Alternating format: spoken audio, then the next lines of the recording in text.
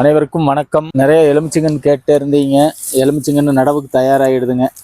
இதெல்லாமே நாட்டு எலுமிச்சக்கன்று. இது பார்த்ததுன்னா உங்களுக்கு ஒரு அடி சைஸில் இருக்குதுங்க. நல்லா தரமான கன்றுங்க. வந்தால் எடுத்து கொண்டு போய் நட்டுக்கலாம். இதெல்லாம் காய்க்கிறதுக்கு ஒரு 4 வருஷம் ஆகுங்க. 4 வருஷம் ஆகு.